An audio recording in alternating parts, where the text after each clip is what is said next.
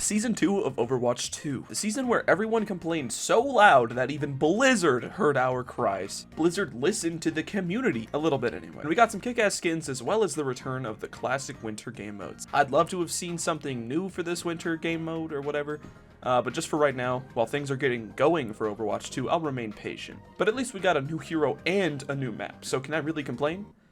Yes, because I'm an Overwatch player. But I won't complain since this guy is fucking awesome.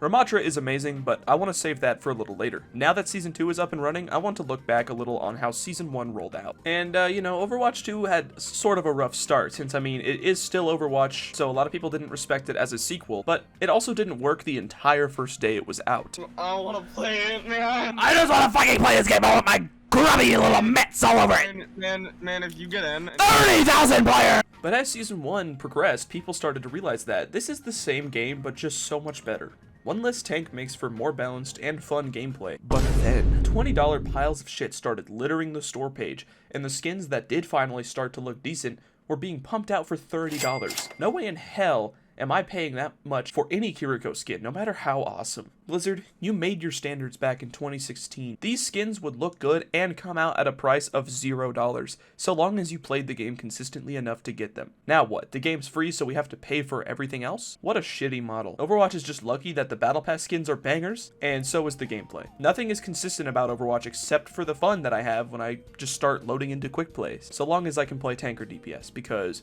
another consistency with Overwatch is being called a shitty healer, even though you pumped them full of enough juice to make them stomach Arby's if they needed to. But since they are so numbingly bad, they just jump directly into fire and bullets, they die instantly, and who else to blame but the guys who are supposed to keep you alive? All I want from Overwatch is a way to make healers more fun and natural when you play them, but also a way for the dumbass community to try blaming someone else for a change. Either way, all the pessimism out of the way because Season 2 is looking really good for what we can expect from every season to come. New characters every other season for the first time in 3 years, new maps, modes, and constant battle passes. I genuinely love to see it. And I hope that Overwatch keeps up with this consistency and changes their shitty model. Now, on to those Season 2 shenanigans, and starting with the new map, Shambali Monastery. Arguably one of my favorite maps in recent time. I love the snowy look to it, I love the design of the map as a whole, and I think it plays pretty well.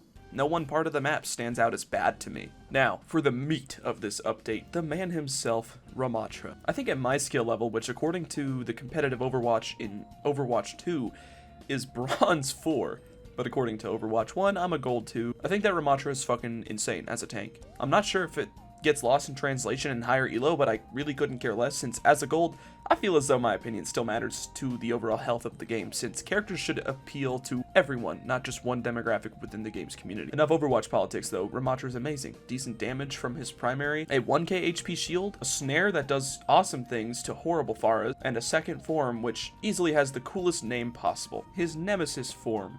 Punch your way through anything for the second time in history that includes Defense Matrix. Overall, a really powerful character. Oh wait, almost forgot his ult, which can last indefinitely for as long as he is around enemies, meaning until you die or they die, or they just run away because you're slow as fuck. That ult will just keep going. And finally, I wanted to go back and make fun of Blizzard like with every update for their balancing decisions, and the dumb choice of making Mercy the best healer in the game with the most insane DPS I've ever seen. I mean, what could they have been thinking making her this OP?